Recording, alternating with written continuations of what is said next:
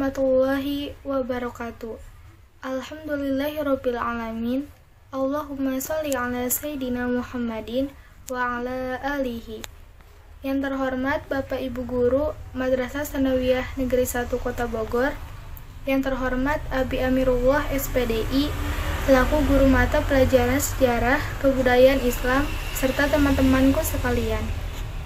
Kami di sini dari kelompok 3 kelas 9J yang beranggotakan Desi Novianti, Ganisa Izzati Fajriyah, Muhammad Rizal Pratama Ramadan, dan Muhammad Fitrah Ramadan. Di sini kami akan menjelaskan peran Wali Songo dalam dakwah Islam di Indonesia. Yang pertama, satu Sunan Kudus atau Ja'far Shodiq, dan yang kedua Sunan Giri atau Raden Paku atau Ainul Yakin. Biografi Sunan Kudus.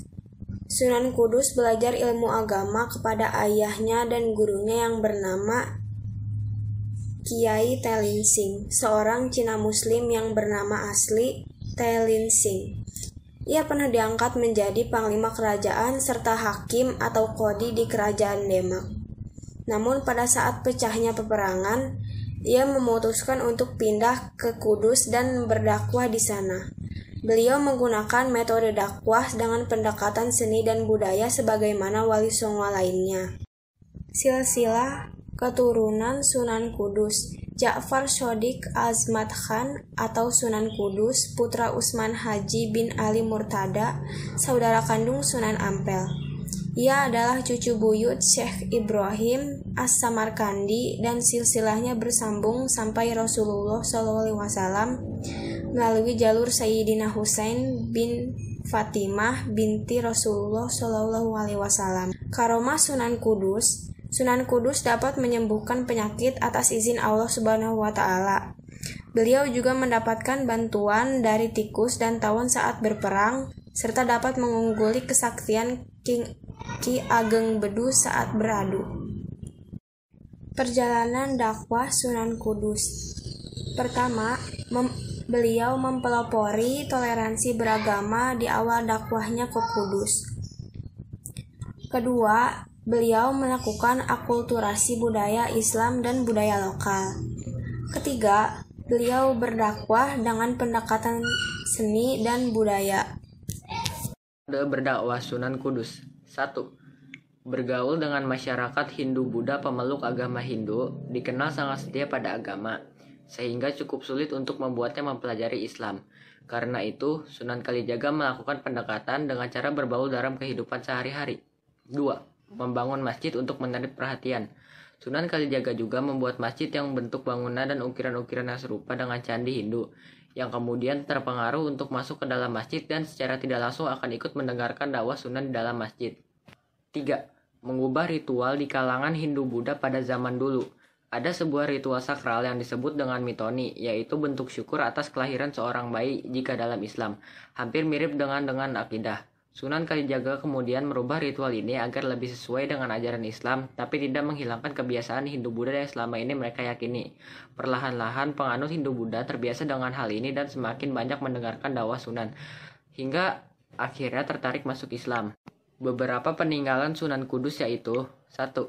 Masjid Menara Kudus. Nama resmi masjid ini adalah Al-Manar atau Al-Aqsa, Manarot Kudus. Letaknya berada di Jalan Menara Pejaten, Kauman Kudus, Jawa Tengah. Desain masjid ini adalah perpaduan Islam, Cina, dan Hindu. 2. Keris dan tombak. Kedua benda pusaka ini disimpan di Masjid Menara Kudus dan dimandikan setiap tahun sekali, tepatnya setiap Idul Adha. Ritual memandikan keris dan tombak ini biasa dilakukan oleh ahli pusaka dari pihak yayasan masjid. 3. Asmaradana. Asmaradana adalah lembang lagu Jawa kuno yang berisi tentang cinta asmara.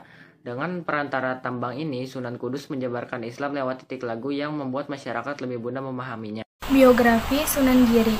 Sunan Giri adalah salah satu orang yang berjasa dalam syiar Islam di tanah Jawa. Nama asli beliau adalah Raden Paku dan dikenal juga dengan nama Raden Ainul Yakin. Nama ayah Sunan Giri yakni Maulana Ishaq, sedangkan nama ibunya yakni Dewi Sekardadu yang merupakan seorang mubalik Islam asal dari Asia Tengah yakni Dewi Sekardadu. Tempat tinggalnya tepatnya di Blambangan, Banyuwangi pada tahun Saka Candra Sengkala Jalmo Orek Werdaning Ratu 1365 Saka.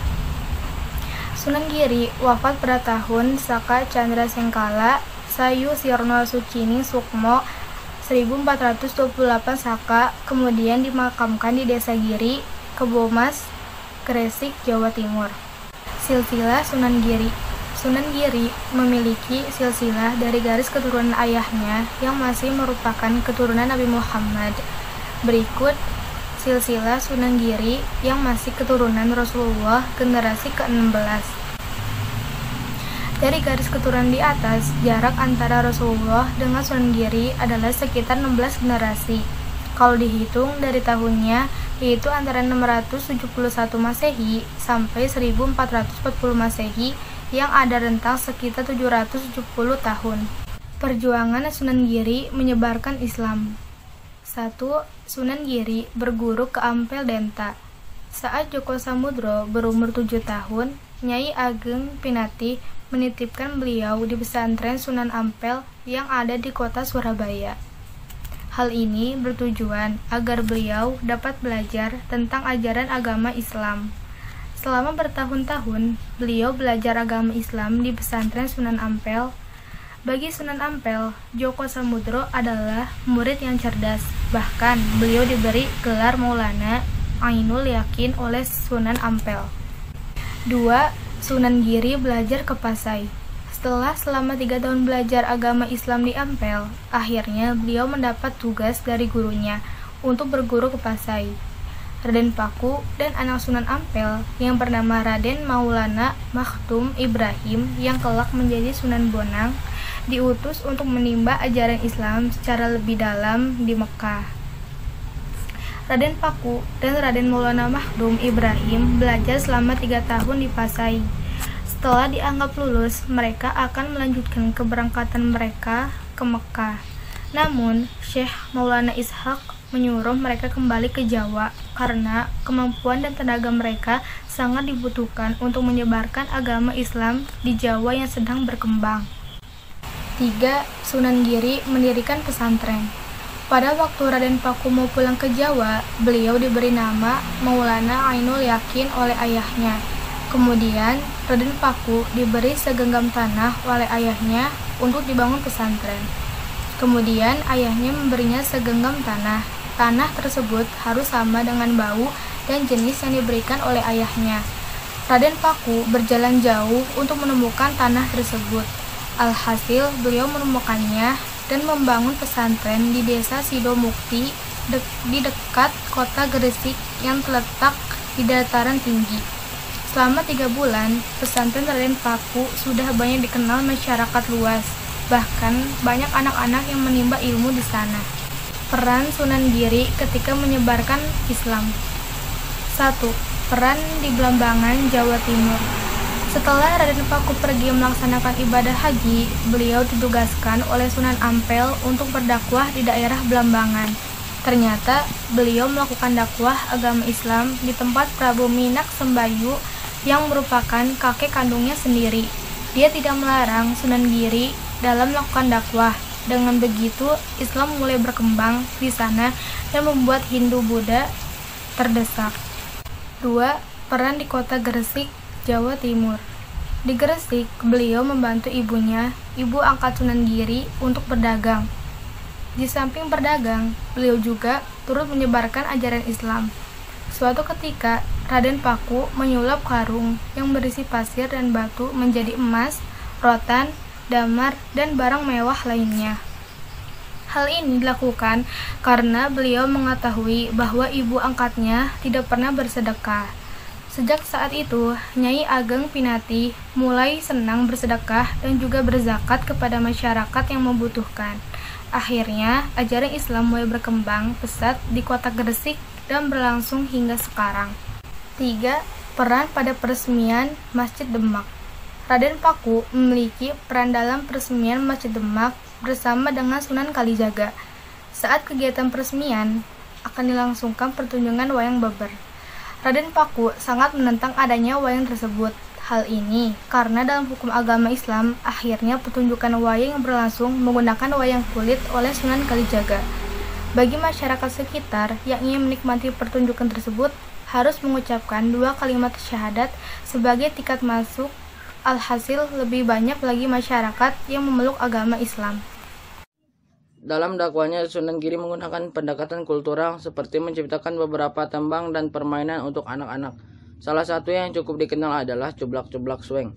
Salah satu keteladanan yang bisa dipetik yaitu strategi yang baik dalam berdakwah. Selain strategi dakwah dilakukan dengan cara mendirikan pondok pesantren, lagu dan permainan, Sunan Giri juga melakukan strategi dakwah di dalam dunia politik, yaitu dengan menjadi sang propaganda ulung.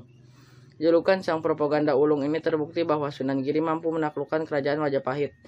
Hingga akhirnya kerajaan tersebut mengakui kekuasaan Sunan Giri dan memberi kebebasan pada Sunan Giri untuk menyebarkan agama Islam di kerajaan Majapahit. Menjadi seorang ulama, memiliki pengetahuan agama Islamnya yang meluas memang penting. Namun penting juga memiliki pengetahuan umum agar bisa bersaing dengan kerajaan-kerajaan kala itu. Di antara kepintaran-kepintaran dalam hal umum yaitu kemampuan dalam bernegosiasi dan kemampuan dalam memimpin. Karena dalam berdakwah, hal yang paling dibutuhkan yaitu cara memimpin pemerintahannya. Hal ini bertujuan agar keberadaan kita bisa diakui oleh pemerintahan, seperti halnya keberadaan Sunan Giri pun dengan ikut berkecimpung di dunia politik, maka dilihat dan diakui oleh orang-orang pemerintahan. Dengan adanya pengakuan dan legalitas tersebut, dakwah yang dilakukan akan semakin mudah. Peninggalan Sunan Giri diantaranya 1. Giri Kedaton. Giri Kedaton yang merupakan sebuah keraton sekaligus pesantren di atas sebuah perbukitan ini menjadi peninggalan Sunan Giri yang pertama. Menurut sejarah, Giri Kedaton adalah kerajaan yang hanya bertahan dari beberapa generasi. Bahkan ini menjadi salah satu pihak yang pernah berperang melawan penjajah Belanda. 2. Masjid Sunan Giri. Peninggalan Sunan Giri selanjutnya yaitu Masjid Sunan Giri. Untuk peninggalan yang satu ini tentunya sudah banyak yang mengetahui. Terlebih lokasinya memang berada di sebelah makam Sunan Giri. Bagian masjid yang benar-benar menjadi peninggalan dari beliau adalah masjid bagian tengah, di mana masjid ini dalam arsitekturnya cukup unik, yaitu perpaduan antara budaya Hindu dan budaya Islam terlihat pada bagian atapnya. 3. Telaga Pegat. Telaga Pegat merupakan sebuah telaga yang disejarahkan menjadi salah satu peninggalan Sunan Giri. Peninggalan ini berada di kawasan Giri. Kebomas yang kokoh katanya sejak dulu hingga sekarang telaga ini tidak pernah surut meskipun terjadi musim kemarau berkepanjangan. 4. Museum Sunan Giri. Sebenarnya dari semua peninggalan Sunan Giri telah tersimpan secara rapi di sebuah museum bernama Museum Sunan Giri. Museum ini berlokasi di dekat alun-alun Gresik, lebih tepatnya berada di terminal bus Maulana Malik Ibrahim. Sayang museum ini kurang terawat dan terjaga dengan baik. Sunan Giri wafat pada tahun 1506 Masehi dan dimakamkan di atas bukit dalam cungkup berarsitektur khas Jawa yang sangat unik. Makam Sunan Giri terletak di Dusun Giri Gajah Desa, Giri Kecamatan Kebomas, berjarak 4 km dari pusat kota Gresik.